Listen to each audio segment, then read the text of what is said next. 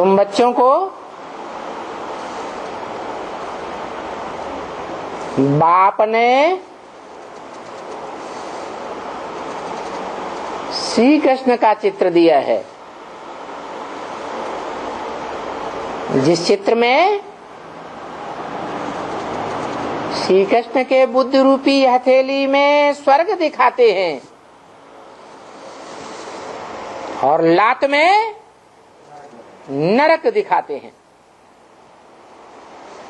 अर्थात तुम बच्चे इस नरक की दुनिया को बुद्धि से लात मारने वाले हो।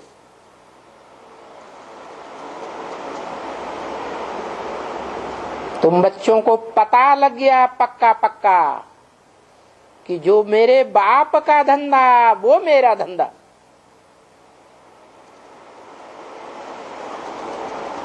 मेरा बाप अखूट ज्ञान धनवान,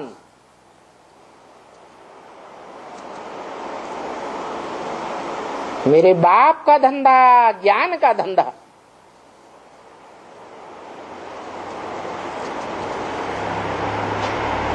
तो बाप की पत रखने वाला बच्चा बाप के धंधे की वृद्धि करेगा या टाइम वेस्ट करेगा? क्या करेगा?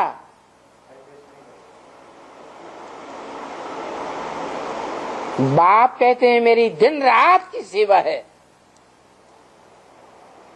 क्या बाप क्या कहते हैं? आराम है हराम। तो बच्चों को भी एक ही फुरना लगा रहना चाहिए। ज्ञान धन दान करने की सेवा।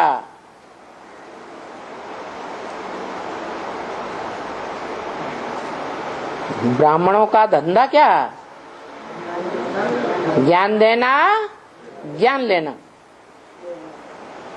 ये धंधा करते हैं तो ब्रह्मा के बच्चे ब्राह्मण असली ब्राह्मण, नहीं तो आज की दुनिया में जैसे ब्राह्मण कहे जाते हैं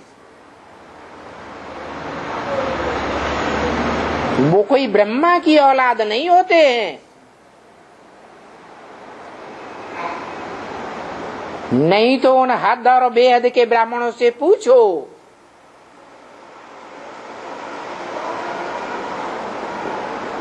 ब्रह्म वाक्य मुरली में प्रश्न दिया है, उन ब्राह्मणों से पूछो तुम अपन को ब्राह्मण कहते हो तो तुम्हारा ब्रह्मा बाप कहाँ है?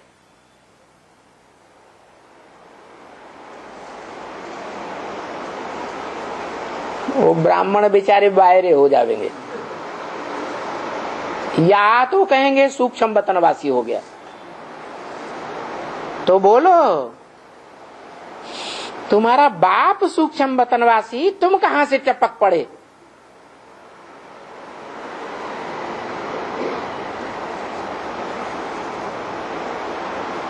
तो देखो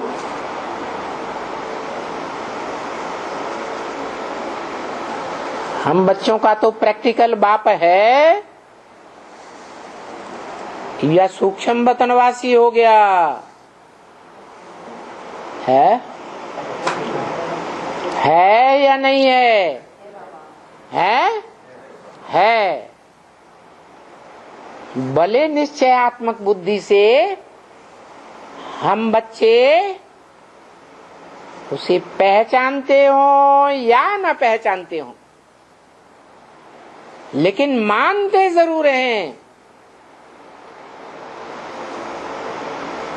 इस सत्य रूपी रंगमंच पर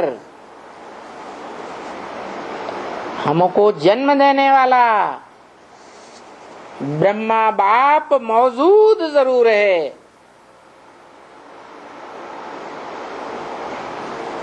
आज नहीं तो कल हम बच्चों से मेल जरूर होगा और एवरलास्टिंग मेल होगा। ऐसे नहीं आज मिले और कल कहें हमें बाप साप कुछ नहीं मिला। कोई ब्रह्मा बाप में भगवान नहीं आया। हमें तो लगता है वो शैतान आया था।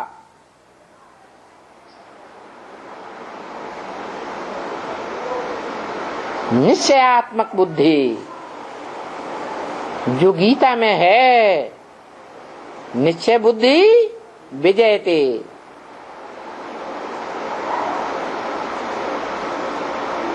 अनिश्चय बुद्धि विनश्यते। विनश्यते का मतलब ये नहीं है कि शरीर विनाश हो जाएगा, नहीं। जो जितना निश्चय के सेकंड में गुजरते हैं उनका पद भ्रष्ट होता रहता है। एक सेकंड भी अनिश्चय में गुजरा खुशी उड़ जाती है, नहीं तो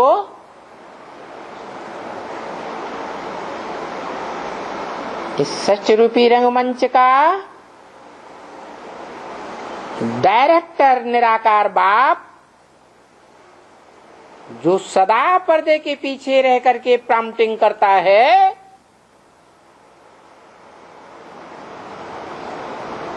वो तो कहता है ये संगम युग मौजों का युग है, सदा मौज मनाओ।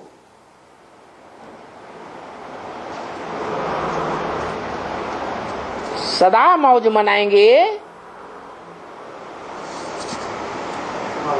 शूटिंग पीरियड में,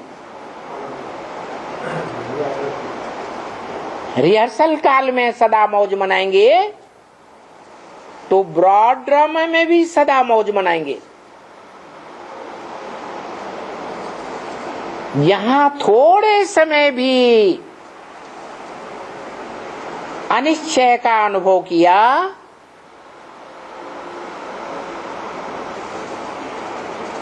खुशी उड़ गई,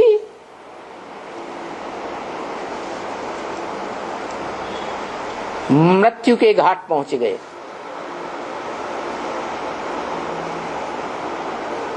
पद का विनाश हो जाता है।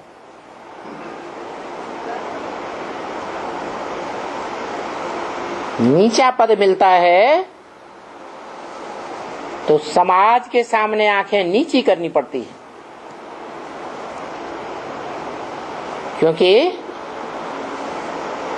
यहां ऊंचे ते ऊंचा भगवंत बाप आकर के राजयोग सिखाते हैं, जिससे हम जन्म जन्मांतर के राजा बनते हैं। बाप हमें प्रजा योग सिखाने नहीं आया है, राजा बनाने आया है, स्वाधीन बनाने आया है। राजा के अलावा राज्य में जो भी भांति होते हैं वो सब नंबरवार अधीन होते हैं। राज्य का बड़े से बड़ा राज्याधिकारी ही क्यों न हो, सेनापति क्यों न हो, महामंत्री ही क्यों न हो, वो भी अधीन होता है।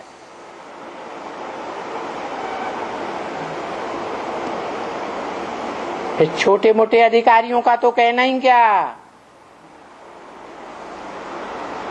छोटे मोटे अधिकारियों के घर में तो दास दासियां भी होते हैं।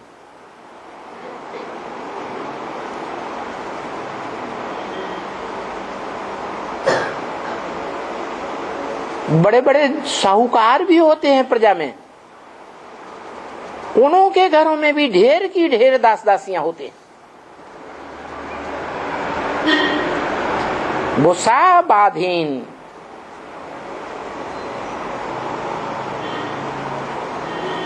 भगवान बाप जो आकर के ऊंचे से ऊंची राजधानी स्थापन करते हैं, उस राजधानी में ऊंचे से ऊंचा पद प्राप्त करने वाला राजा और उसके पीछे ढेर के ढेर अधीन होते हैं नंबरवार। तो बाप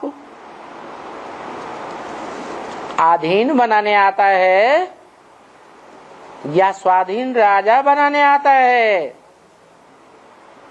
क्या बनाने आता है?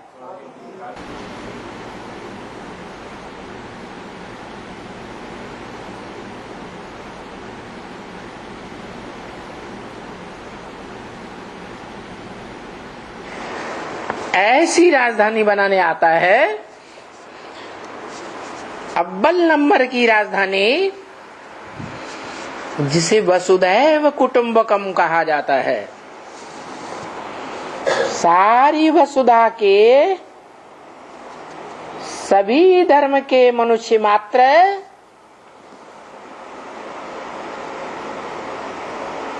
उस वसुधैव कुटुंबकम कहो, ईश्वरीय परिवार कहो, नर से डायरेक्ट नारायण बनने वाले का राज्य कहो। उस राज्य में पारिवारिक सुख भोगते हैं। जैसे परिवार में छोटा बच्चा हो,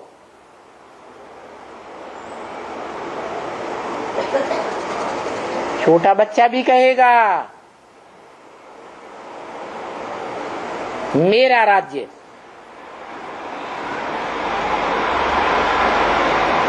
मेरा कारखाना, मेरे बाप का कारखाना, फकुर से बोलेगा। माने यथा राजा तथा प्रजा की पारिवारिक अनुभूति सभी को होती है। ऐसा राज्य और ऐसी राजधानी और ऐसा राजा बनाता है। आज की कलयुग दुनिया में कोई भी देश ऐसा नहीं है जहां यथा राजा तथा प्रजा अनुभव करती हो। होता है क्या? है? नहीं हो सकता।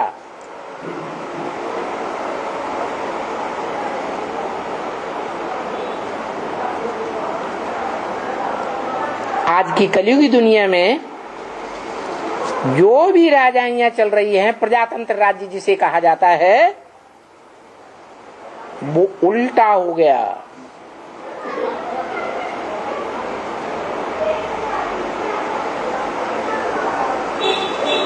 नाम है प्रजातंत्र, तंत्र माने राज्य, प्रजा का राज्य।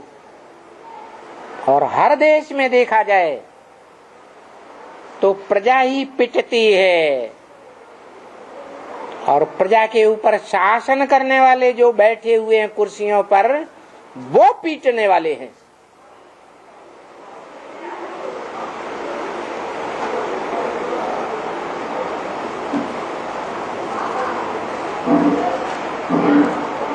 प्रजा गरीब होती जाती है,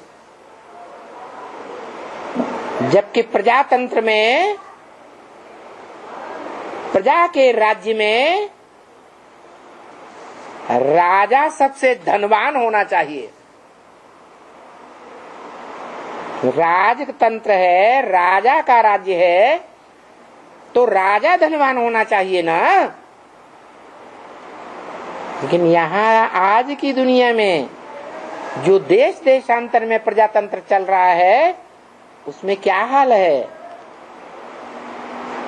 कहने को प्रजातंत्र है, लेकिन प्रैक्टिकल में क्या है? प्रजा का राज्य है या शासकों का राज्य है? प्रजा दिन ब दिन गरीब होती जाती है और साहूकार दिन ब दिन साहूकार होते जा रहे हैं। गरीबों की गरीबी बढ़ती जा रही है और साहूकारों की साहूकारी बढ़ती जा रही है।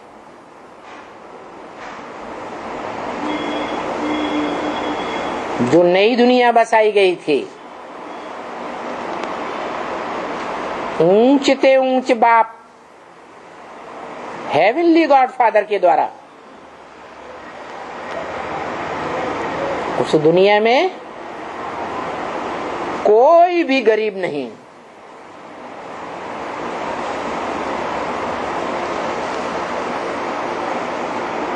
क्योंकि वो राजा का शासन नहीं था, मनुष्य सृष्टि के बाप का परिवार था।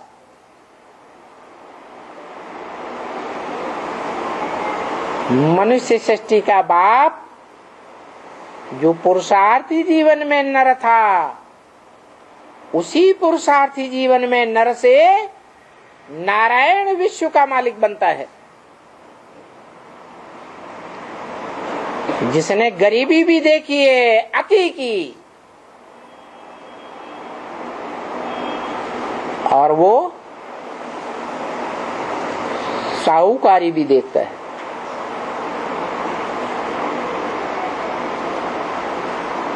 वो जानता है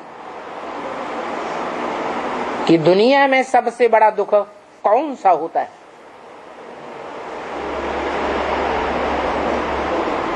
सबसे बड़ा दुख दुनिया में होता है रोटी, कपड़ा और मकान।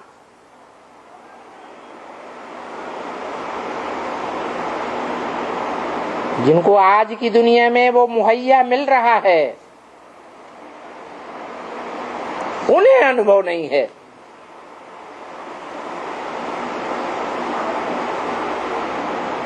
आज से 500 साल पहले ही तुलसीदास ने तो लिख दिया था, नहीं दरिद्र संपातक पुंजा। दरिद्रता अर्थात गरीबी के समान पापों का ढेर कोई भी नहीं होता। जिसके पापों का ढेर बहुत बड़ा हो जाता है, वो अगले जन्म में गरीब बनता है।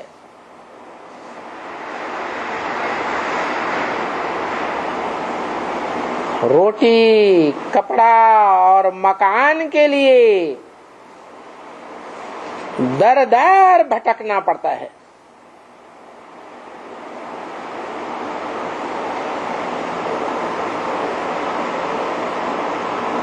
इसलिए ये नियम है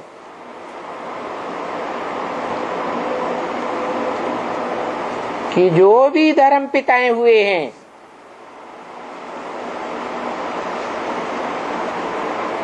उन सबको धर्म के धक्के खाने पड़ते हैं।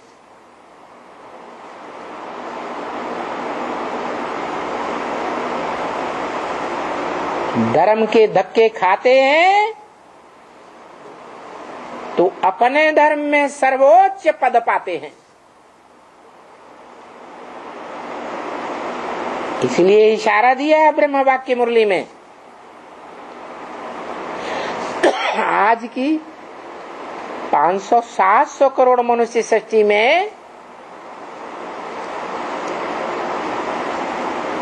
लगभग आधी जनसंख्या अर्थात 200-250 करोड़ मनुष्य जिस आत्मा को अपना पिता मानते हैं, धर्म पिता क्राइस्ट, वो क्राइस्ट अभी आखिरी जन्म में बैगर बना पड़ा है।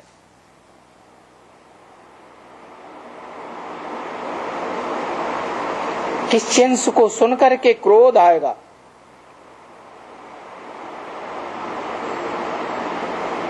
आज की दुनिया में हम अमेरिकन क्रिश्चियंस, हम यूरोपियंस हम रशियंस इतने बड़े बड़े धनाढ्य,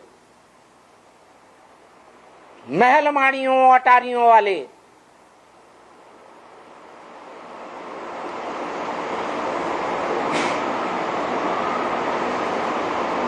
हम सब क्राइस्ट के बच्चे, वो हमारा ऊंचे ते ऊंचे फादर।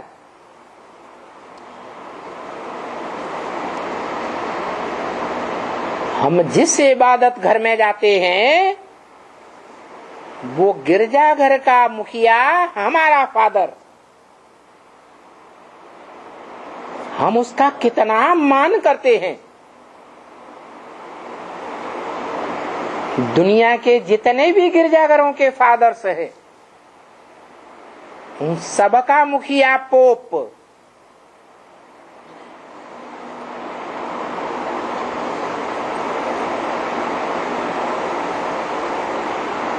कितना उसका ऊंचा मर्तबा।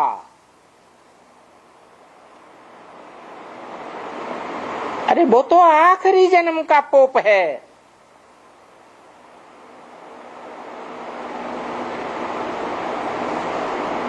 आज तक जितने भी पोप हुए हैं वो सब किसको अपना बाप मानते? क्राइस्ट को बाप मानते। हाँ, क्राइस्ट के लिए ये कहते हैं कि बैगर बना फिरता है, वो भीख मांग रहा है।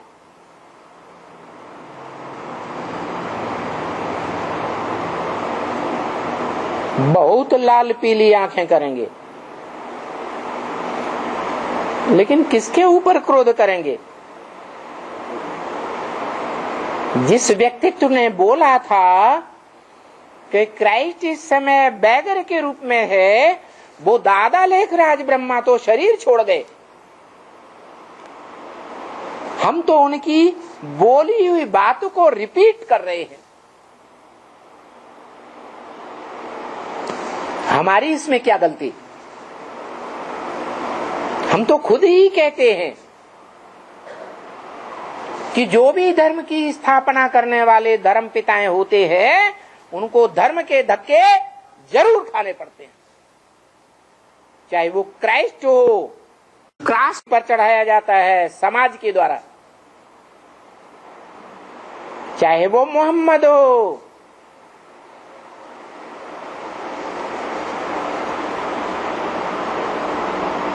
गली गली में पिटाई होती है। आज तक मुसलमान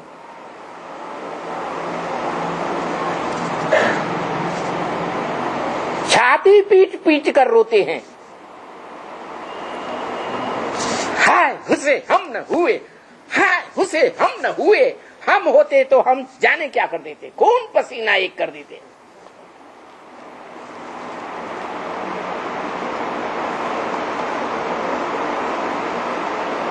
महात्मा बुद्ध बौद्धियों का धर्म पिता, चीन जापान देश बड़े बड़े धर्मखंड, सभी धर्मखंडों के धर्म पिताओं के जीवन चरित्र को देख लो। उन्होंने सबने धर्म के धक्के खाए हैं। धर्म के धक्के खाते हैं तो उस धर्म के फॉलोअर्स उनको ऊंची नजर से देखते हैं।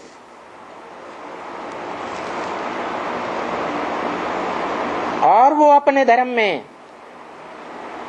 अगले जन्म में ऊंचे पद ही पाते हैं। लास्ट जन्म में तो सांप को गिरना होता है।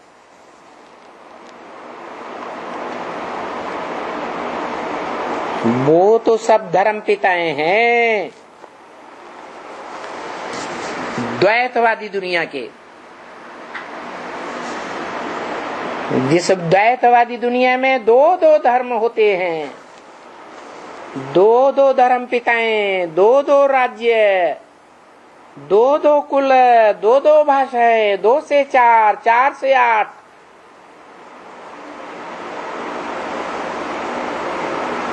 झगड़ा बढ़ता ही जाता है।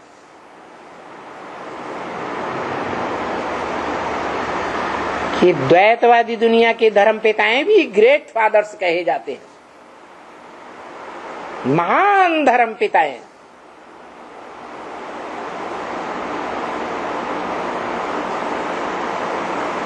परंतु उन सबकी हिस्ट्री 2500 साल की है। इन 2500 सालों में जो भी धर्म पिताएं आए, उन सबने इंसानियत की नाक नीची कर दी।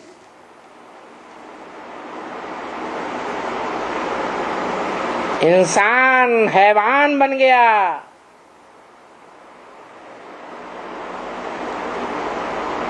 आज हैवान बनकर के एटम बम बना रहा है, हाइड्रोजन बम बना रहा है।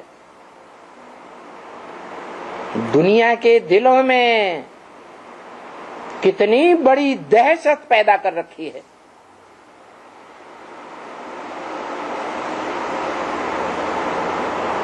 कल क्या होगा? सारी इंसानियत सकते में आ गई।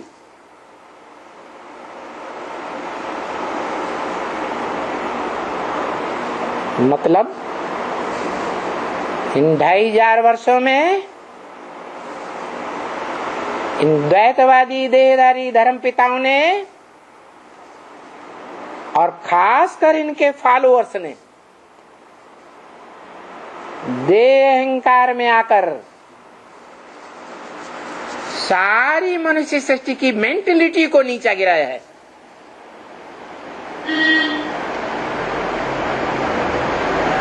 सब एक दूसरे के दुश्मन बने पड़े हैं।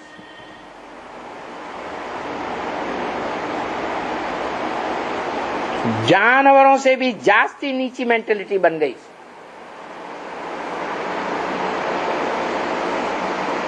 इसको अज्ञान अंधकार की दुनिया नहीं कहेंगे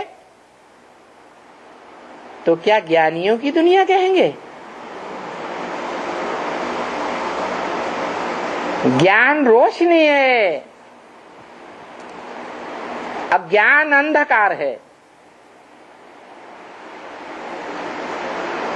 अज्ञान में ठोकरें खाई जाती हैं क्योंकि अंधकार है।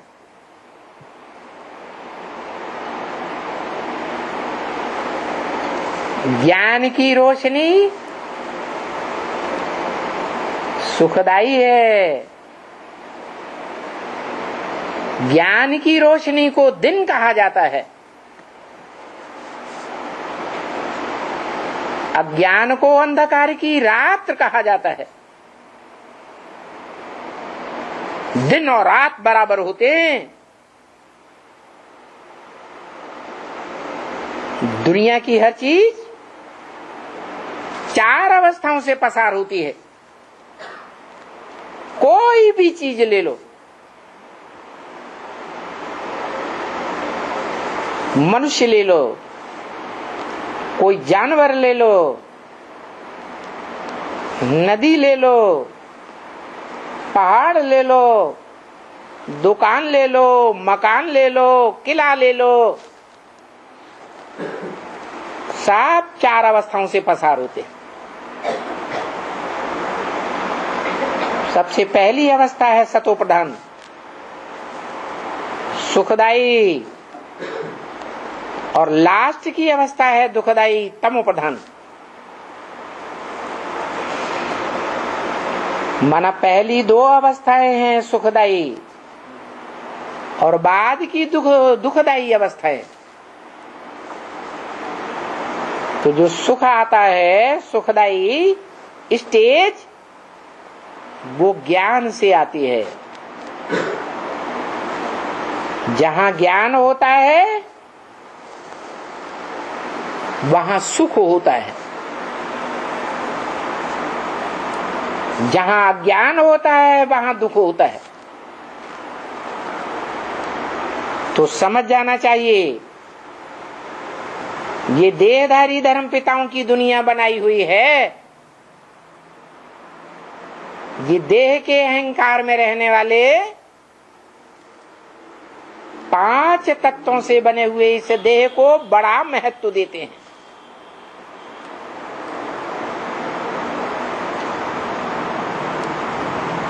भारत में इन 5 तत्वों को पंचभूत कहा जाता है।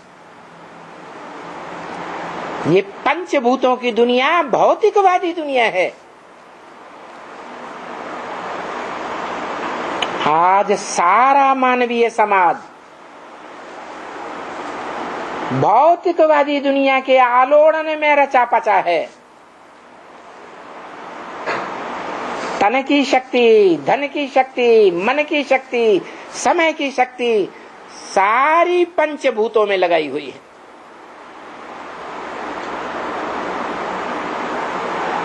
और इस भौतिकवादी दुनिया का प्रभाव सबसे जास्ती अगर कोई देश है तो वो भारत देश है, जो इस भौतिकवादी दुनिया से प्रभावित हो गया है।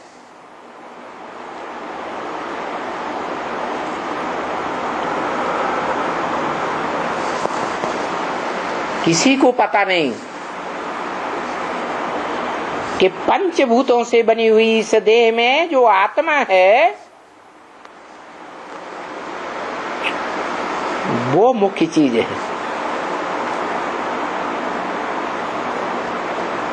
देह मुख्य नहीं है, आत्मा मुख्य है। हर देहधारी में, हर प्राणी मात्र में आत्मा चैतन्य ही विशेष है, अविनाशी है। देह विनाशी, देह के 5 तत्व विनाशी। विनाशी में बुद्धि लगाएंगे, तन लगाएंगे, धन लगाएंगे, समय संपर्क की शक्तियां लगाएंगे तो विनाश को पाएंगे। सुख का विनाश होता रहेगा। और जो चैतन्य आत्मा है, जिस चैतन्य आत्मा की रोशनी आंखों से निकल रही है, चैतन्य आत्मा शरीर से निकल जाती है तो आंखें बटन हो जाती हैं। वो चैतन्य आत्मा के मनन चिंतन मंथन में रहेंगे, प्रैक्टिस करेंगे तो सुखमयी जीवन जिएंगे।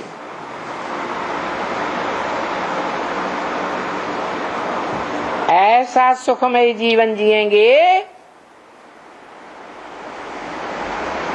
जो मुसलमानों के शास्त्रों में भी लिखा हुआ है।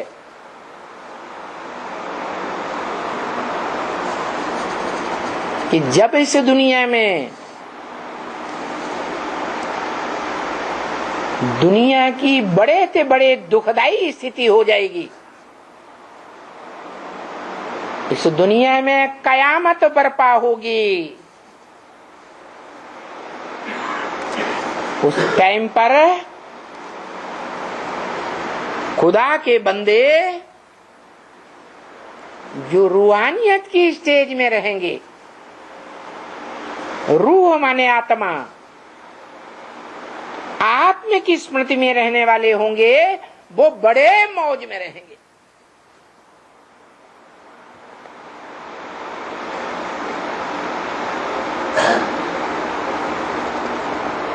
तो आत्मा को पहचानने का समय है।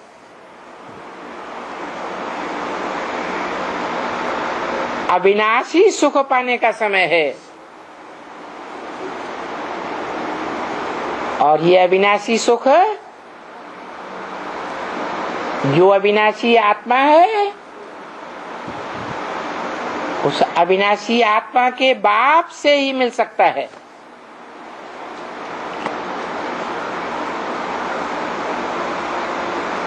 वो आत्मा का अविनाशी बाप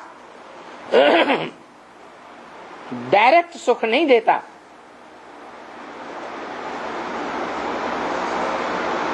सुख का रास्ता बताता है।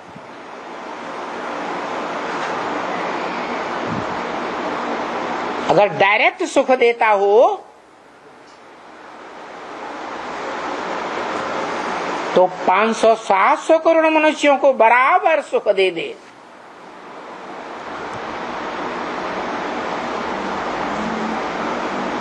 जन्म जन्मांतर का सुख दे दे,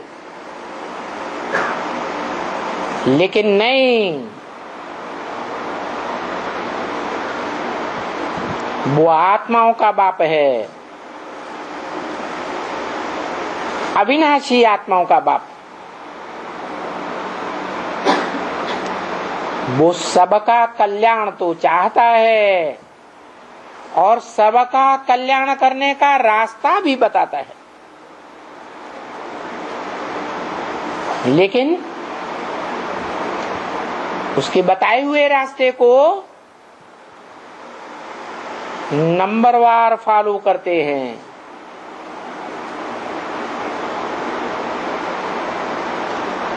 फॉलो करने वाले एक जैसे नहीं है फॉलोअर्स।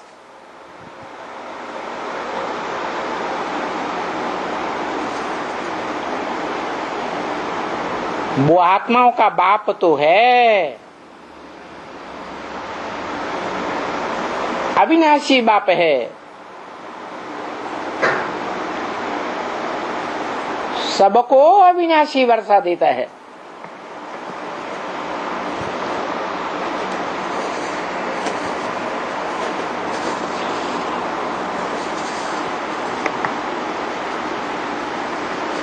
लेकिन लेने वाले नंबरवार हैं।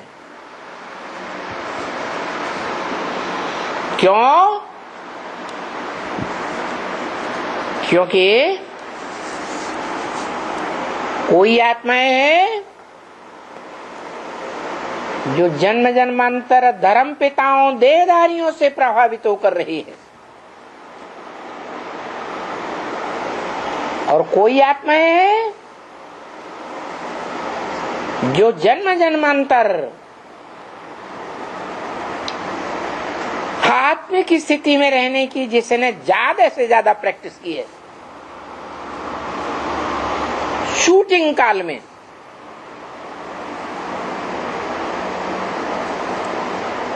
संगम युग के रिहर्सल काल में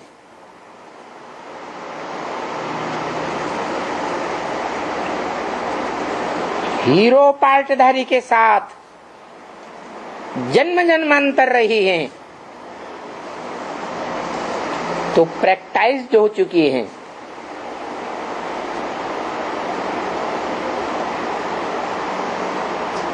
श्रेष्ठ मत पर चलने के लिए।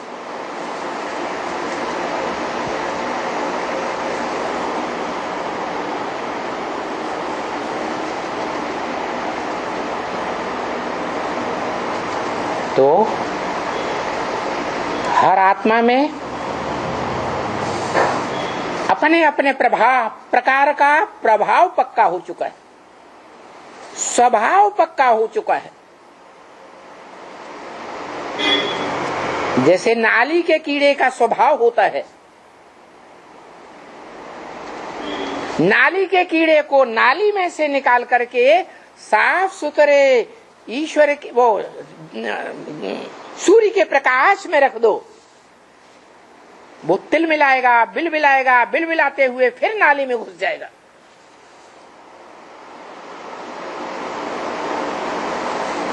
ऐसे ही संसार के प्राणियों की गति है। ये जन्म जन्मांतर के संग के रंग का प्रभाव है।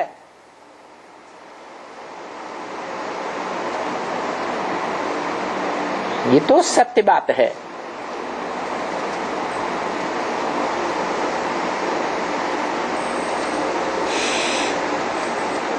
इस षष्ठ रूपी रंगमंच पर जो हीरो पार्टधारी है,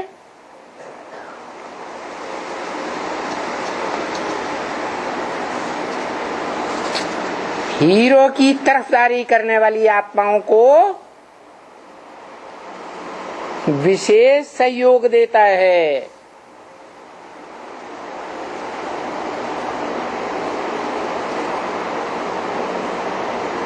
क्योंकि दिल से दिल को राहत होती है।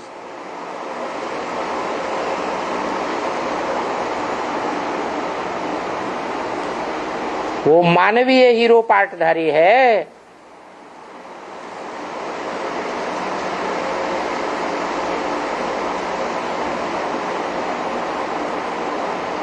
इंसान की इंसानियत को महत्व देता है।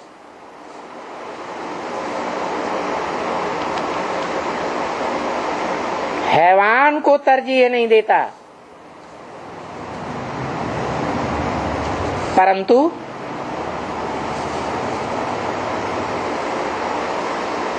रिहर्सल काल में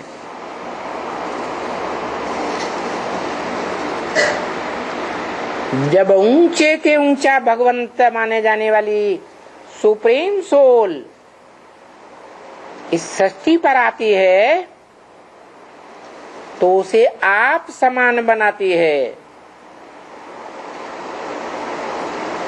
अर्थात सर्वे सब भवन्तु सुखिनः, सब सुखी रहें। चाहे सर्प का स्वभाव वाला हो, चाहे बिच्छू टिंडन का स्वभाव वाला हो, उसको भी मदद करनी है,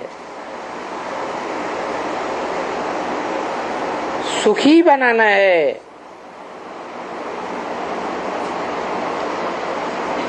पहले तो मनुष्यों की बात है, क्योंकि मनुष्यों का बाप है।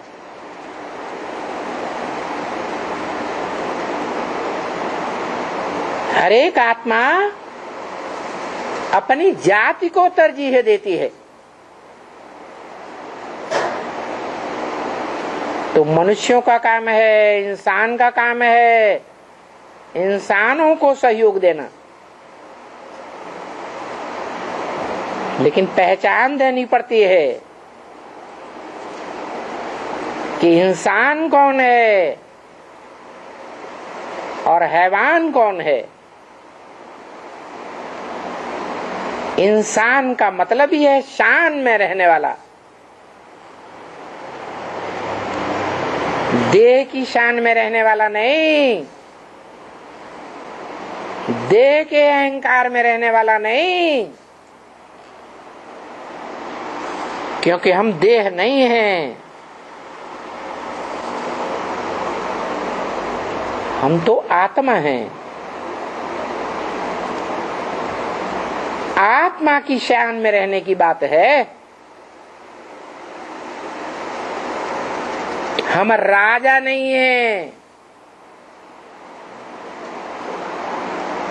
आत्मा हैं।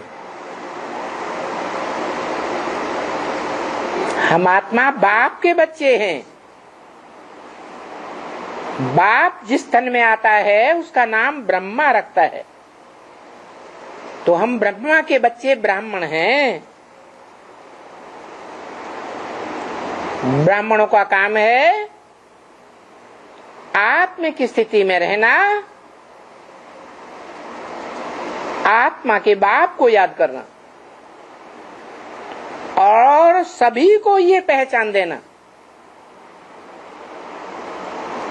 कि तुम देह नहीं हो, देह विनाशी होती है। देह में जो अविनाशी आत्मा है, जिसकी रोशनी आंखों से निकल रही है, वो आत्मा अविनाशी है। देह का विनाश हो जाता है तो भी आत्मा रहती है, और आत्मा सबसे जास्ती सुख भोगने वाली भी होती है, और आत्मा ही सबसे जास्ती दुख भोगने वाली भी होती है। सुख कैसे मिलता है, दुख कैसे मिलता है, क्या कर्म करें जो सुखी ही सुख मिले, क्या कर्म करें जो दुख न मिले।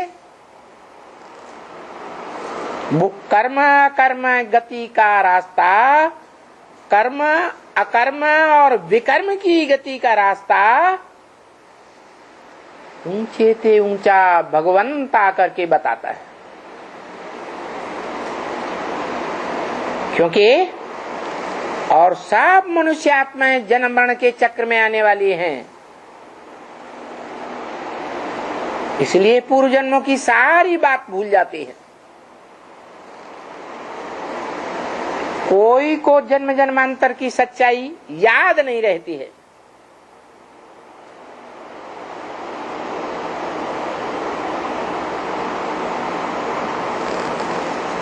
विस्मृति हो जाती है।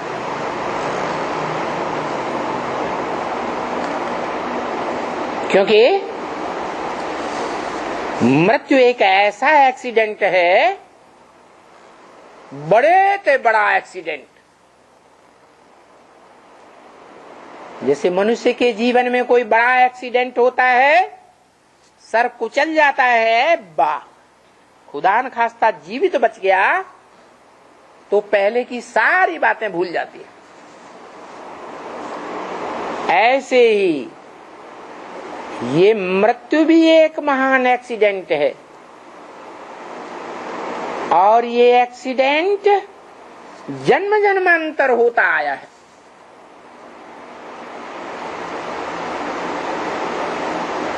कहेंगे ये भी एक सामान्य मृत्यु है,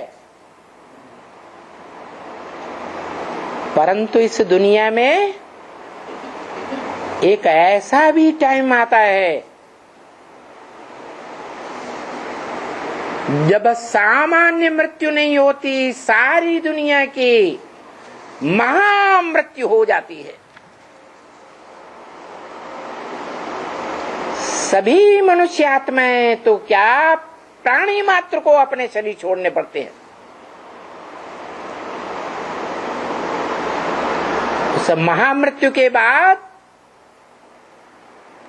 कोई भी मनुष्य आत्मा को, कोई भी प्राणी मात्र को पूर्व की कोई बात याद नहीं रहती।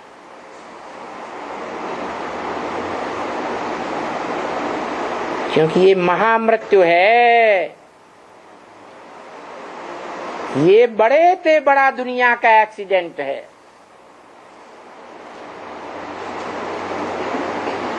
सामान्य मृत्यु जो दुनिया में होती रहती है, वो बड़े से बड़ा दुनिया का एक्सीडेंट नहीं है। वो सामान्य मृत्यु की बातें मनुष्यों को फिर भी कुछ न कुछ जहीन में रहती हैं, क्योंकि सामान्य मृत्यु से पहले की बातें पृथ्वी की खुदाइयों में जो चीजें मिलती हैं, निशानियां मिलती हैं, उन निशानियों से अनुमान लगा लेते हैं कि पहले की जिंदगी कैसी थी।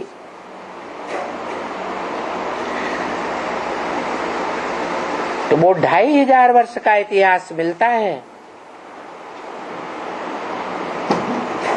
जिसकी निशानियां मिलती हैं खुदाइयों में। 2500 वर्ष से पहले का कोई इतिहास मनुष्यों के पास नहीं रहता।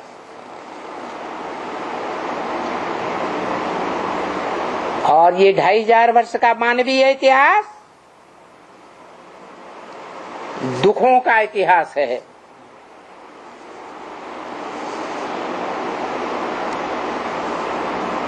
देवताओं की सुखी जिंदगी का इतिहास नहीं है।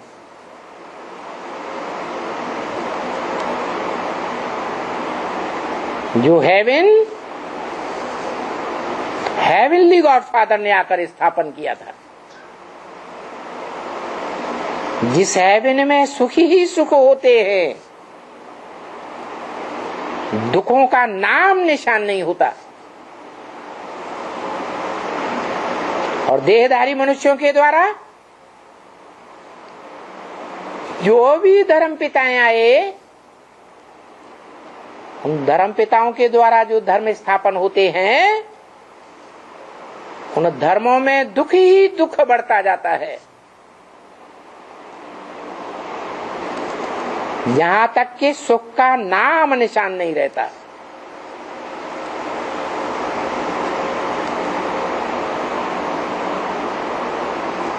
तो एक सृष्टि कही जाती है नरक।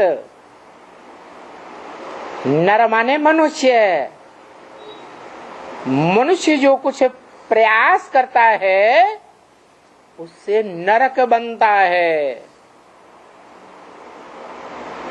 मनुष्य जो मनमत चलाता है उस मनमत से नरक बनता है, और मनुष्यों की मत पर चलता है उससे भी नरक बनता है।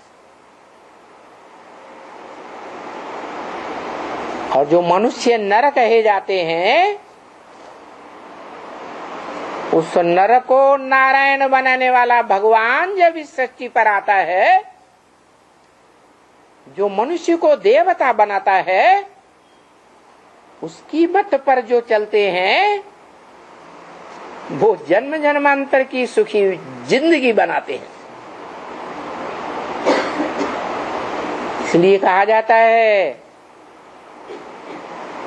गीत बनाए दिए हैं दुनिया वालों ने, हद के अर्थ के गीत बनाए, हद के बच्चों के लिए।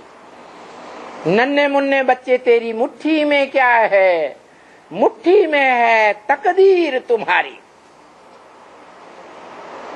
है बेहद की बात, बेहद दुनिया की बात है। बेहद बाप आकर के जब बेहद के बच्चों को समझाते हैं तो उनकी ये समझाने की बात है कि हे मनुष्य सृष्टि के बच्चे, तुम आत्मिक स्थिति का पुरुषार्थ करने में बच्चा बुद्धि हो। क्या सगीर बुद्धि नहीं बने हो।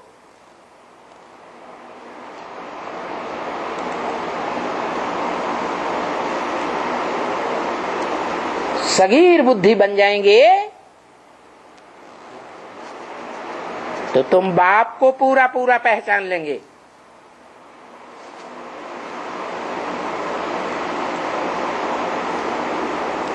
बेहद के बाप को पहचान लेंगे।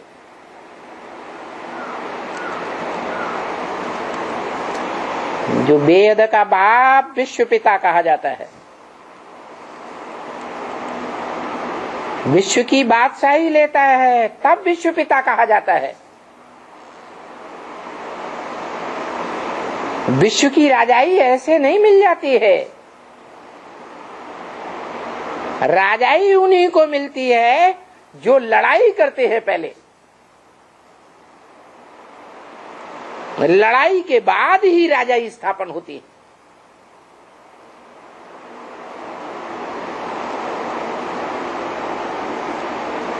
और भगवान बाप ब्रह्मा मुख से कहते हैं,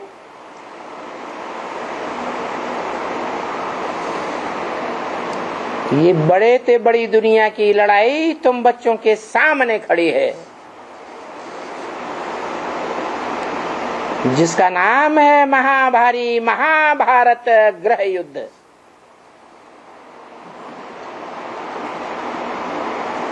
गृह युद्ध इसलिए कहा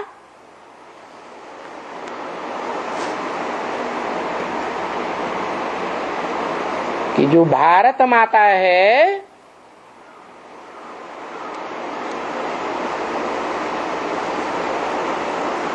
गृहिणी है ना,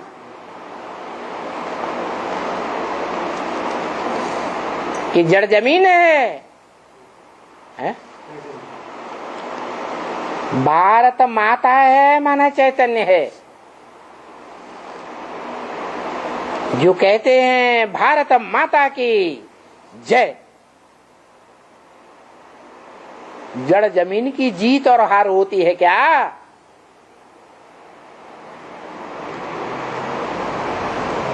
वो कोई भारत माता है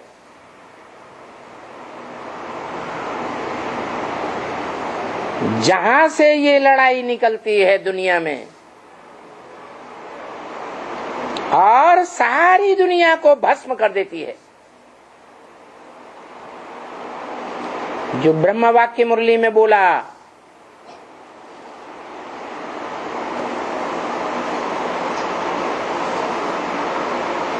तुम ब्राह्मण बच्चों के ज्ञान का असली नाम है अविनाशी रुद्र ज्ञान यज्ञ। क्या नाम है? अविनाशी रुद्र ज्ञान यज्ञ। शिव ज्ञान यज्ञ नहीं, ब्रह्मा या विष्णु या शंकर ज्ञान यज्ञ नहीं। क्या नाम दिया? रुद्र ज्ञान यज्ञ। रुद्र माना रौद्र रूप धारण करने वाला। जैसा जौ रौद्र रूप, भयंकर रूप 2500 वर्ष की हिस्ट्री में कोई भी धर्म पिता ने नहीं धारण किया। जो पुराने समाज की पुरानी परंपराओं को नष्ट करने वाला हो।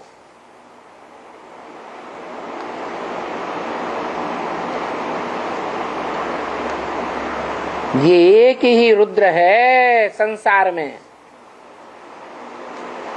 जो इतना रौद्र रूप धारण करता है।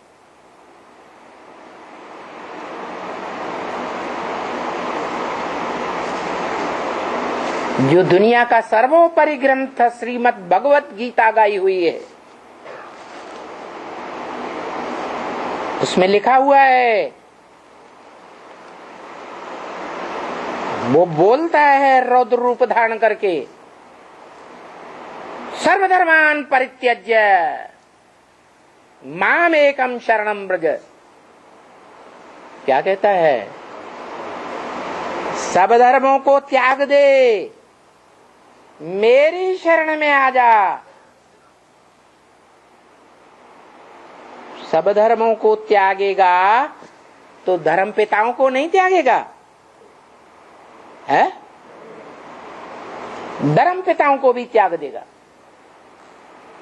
जो बोला है ब्रह्म वाक्य, गुरुओं को मारो गोली। इन गुरुओं ने, मनुष्य गुरुओं ने उल्टे रास्ते बताए हैं।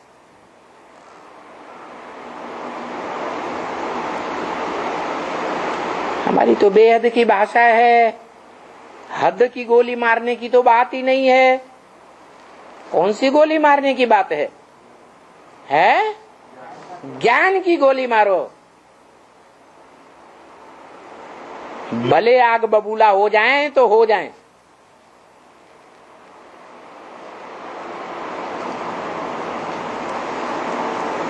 सचखंड स्थापन करना है,